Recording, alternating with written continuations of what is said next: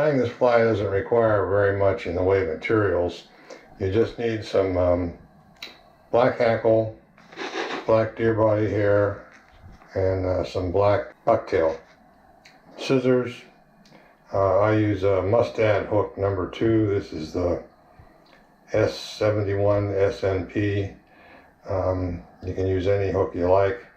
Black mono thread, at least 3/0, and if you're not comfortable doing spinning deer hair, you might want to use some Kevlar thread. And make your life easier, razor blades. We're going to try to tie a fly here today that I call a Saltwater Muddler Minnow. I was introduced to this fly by Captain Joe Harley out of Matlacha, and he catches everything with it, from tarpon to snook and also redfish. It's pretty much just a deer hair head and some little bit of black hackle for the tail, and on a number 2 or a number 4 or even a number 1 hook will work fine. This is a number 2 Mustad. Of course, as usual, you want to wrap your hook shank with thread. And I personally like to tie just a little bit of bucktail at the end to help keep the feathers from fouling. I'm not sure if it really works, but it makes me think that it works. So just take a small amount of bucktail, not very much, just enough to hang off the end of the thread of your hook shank to help act as a guard against your hackles from fouling. Now when you tie bucktail or any kind of deer hair on a hook shank, don't wrap it too tightly at first. Try to put some nice gentle easy wraps around it and gently work your way around. Otherwise it starts to flare too much. So that's about all you need right there. And if you want to make sure it doesn't do it flare too much, just kind of take a couple wraps around it, nice and easy, and then you can cinch it down and it won't go anywhere. Alright, so that's the base. And then you're just going to put a couple hackles on the back, at least 4. You can even put as many as 6. Just kind of pair them up. You can either do them so they flare out or they flare in. I don't think it makes too much difference. You get a little bit more kicking action, I suppose, if you have them flared out. I like to strip the barbule, put it up where I want it to go, strip the barbules back a little bit like this, cut it, and then make a couple little cuts here and here, which kind of makes the, I don't know if you can see that, but the barbules will be shorter.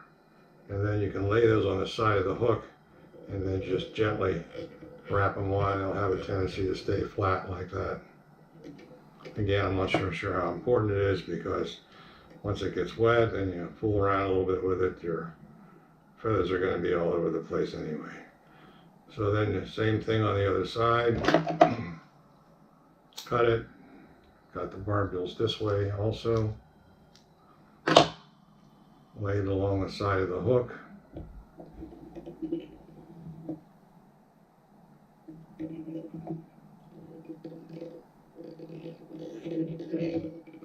Cinch it down. And you can see these are flared out this way. That's the way we're going to do this one. The next step is to take some deer body hair and take a small amount, not quite as much as big as a pencil, but too much I find is a problem, but take about like this. You can stack this if you want to in a hair stacker. I generally don't do it. And you lay that on top of your hook, right about there, overlap just a little bit, and then go around it, but don't keep going. Pull straight down like this. It'll flare everything out. Go around and straight down and pull hard. Don't break your thread. Pull down, and that keeps it from rolling around on your hook shank. We're not spinning deer hair here, we're just making the back body. And then Just take your deer body hair, and I usually use about 3 clumps about the size of a pencil. About this size right here. Trim off the tips. Lay that on a 45-degree angle on your hook and wrap it around usually 1, 2, and 3 times, and then pull toward you, and that'll spin the deer hair. You can twist it more if you like. Sharp hook. Try to push it back, and then do that 2 more times.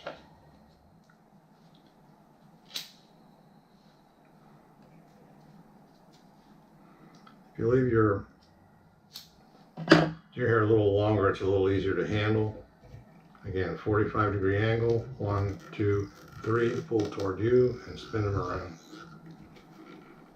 Push it back, a couple wraps in front. And 1 more clump of deer hair.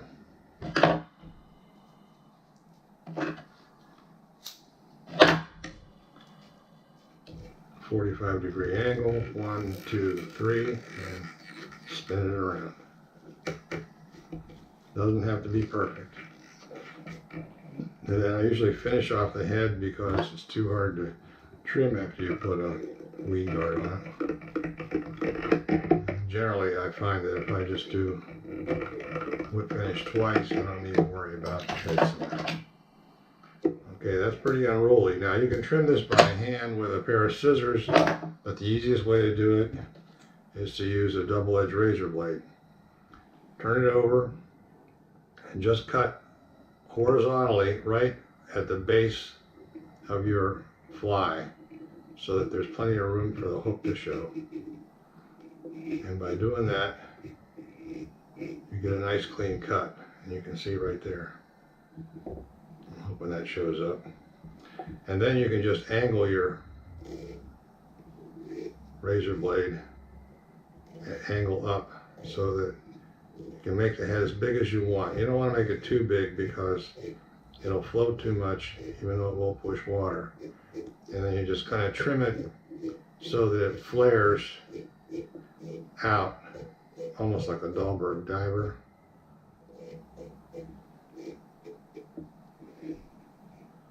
Make sure these feathers are in the right spot. A little pull. And that's pretty much it. And then I usually put a weed guard on it. We'll do that real quick just to see how I do it. Take a piece of hard mono. This is Mason 20-pound. Cut a piece, take a plier and put a crimp in it. It makes a V shape.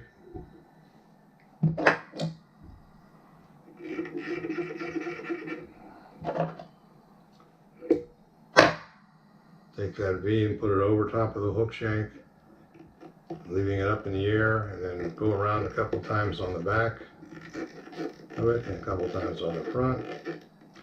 Pull it down, and then generally I try to put a few wraps in between the individual legs of the weed guard. Whip finish.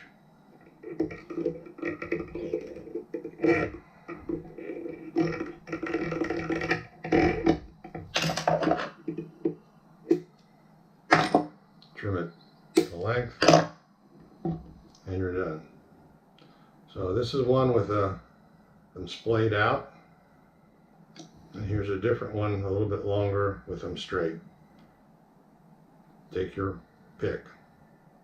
And that's it.